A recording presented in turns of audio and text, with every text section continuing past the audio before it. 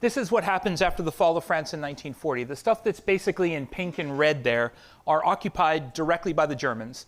The purple thing in the bottom is this strange political animal that becomes known as Vichy France, technically l'État français, the French state. It is supposed to be independent. It is supposed to be neutral in the World War.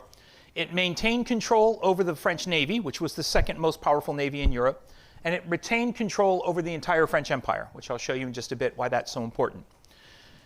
These people that ran the Vichy French government are really nasty people, really unpleasant people. They are pro-German. They are collaborationist. They are anti-British to their bones. They are anti-British, but they claim to be pro-American.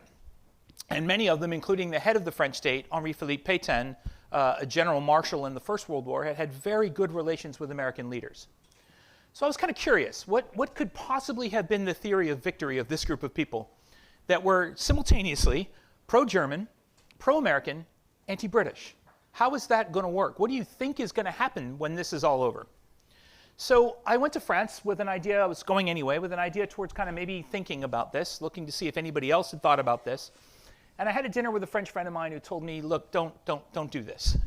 Vichy is still one of these things that's kind of right below the surface in France. And I think France has done a better job in the last few years, but it's true. This is still a living history, a living wound for a lot of French people.